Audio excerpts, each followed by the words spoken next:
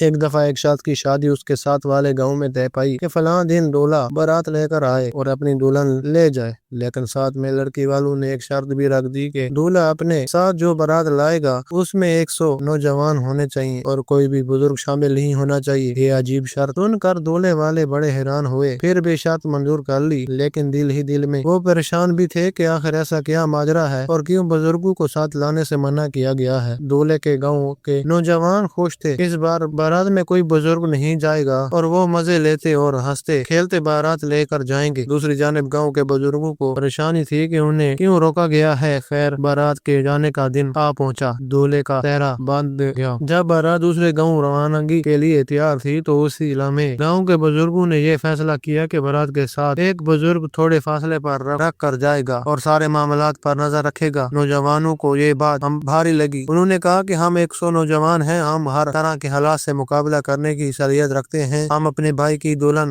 لے کر لوٹیں گے چاہے جو مرضی ہو جائے۔ مگر بزرگوں نے نہ مانا اور ایک بزرگ کو بارات سے فاصلہ رکھ کر چلنے کو کہا۔ بارات جب روانہ ہوئی تو راستے میں نوجوانوں نے دل میں بہت برا محسوس کیا۔ ہم 100 نوجوان جو بہادر ہیں، طاقتور ہیں، توانا ہیں، بڑے بڑے پہاڑوں کو عبور کرنے کی صلاحیت رکھتے ہیں، تو ایسے میں ایک بزرگ شخص کا جو مشکل سے چل رہا ہے، ہاتھ میں اس کی لاٹھی ہے، آنکھوں پر چشمہ لگا ہوا ہے، کھانس کھانس کر اور بغلم پھینکتا ہوا ساتھ آ رہا ہے۔ بھلا کہتے ہیں یہ نوجوان اپنے بھائی دوست کی بارات لیے دوسروں گاؤں میں دلہن کے گھر پہنچ گئے۔ دلہن کی عزیز اقراب نے جب باراتیوں کو گننا شروع کیا تو وہ پورے 100 صحت مند، طاقتور اور جوشیلے نوجوان ان کے سامنے موجود تھے اور ان میں کوئی بھی بزرگ موجود نہیں تھا۔ یہ دیکھ کر وہ دل ہی دل میں مسکرائے اور کہا کہ دولہے کا نکاح اب اس وقت ہی ہوگا جب دوسری شرط بھی پوری ہو جائے گی، اور شرط یہ ہے کہ جب 100 نوجوان 100 بکرے کھائیں گے تب ہی نکاح اور دلہن کی رخصتی ممکن ہوگی۔ شرط کے سنتے ہی نوجوانوں کے ہوش خطا ہو گئے اور وہ پریشانی سے ایک دوسرے کا منہ تکنے لگے اور آنکھوں میں ایک دوسرے سے باتیں کرنے لگے کہ اب کیا ہوگا۔ ان نوجوانوں میں سے ایک ہی نوجوان کو اچانک خیال آیا کہ بارات کے ساتھ ایک بزرگ بھی کچھ فاصلہ رکھ کر ان کے پیچھے آ رہا تھا۔ وہ نوجوان مجمع اسے آنکھیں بجاتا اور چپکتے چپاتے ہوئے باہر نکلا اور فاصلہ رکھ کر ساتھ آنے والے بزرگ کو ڈھونڈنے لگا۔ اس نوجوان کو وہ بزرگ ایک درخت کے اوٹ میں آرام کرتے ہوئے ملا اور اس نے جلدی سے اس سارا واقعہ ان کے سامنے بیان کیا اور رہنمائی طلب کی۔ بزرگ نے سارا واقعہ سنا اور کہا کہ تم واپس جاؤ اور دلہن والوں کے سامنے اپنی شرط پیش کرو کہ بکرا ایک ایک کر کے ان کے سامنے لایا جائے، اور جب ایک بکرا ان کے سامنے پہنچے تو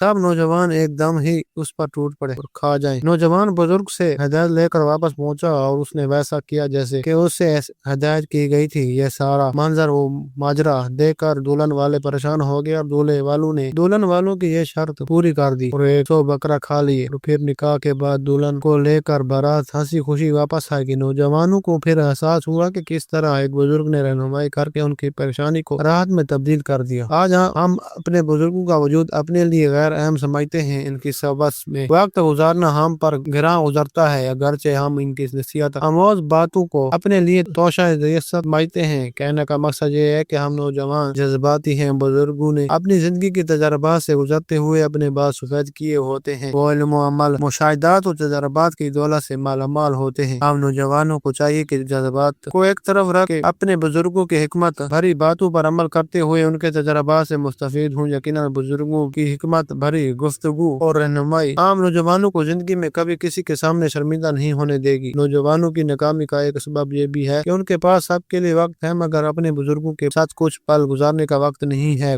کیونکہ ہم نوجوانوں کو ان کی باتیں شنشتر کی طرح چبھتی ہیں۔ ہمیں اس پر سوچنا ہوگا کہ صحت مند معاشرے اور آئندہ آنے والی نسلوں کی ترقی کے اصول کی خاطر بزرگوں سے رہنمائی لینا ہوگی، اور یہی ہماری کامیابی کے لیے راہیں متعین کرے گی۔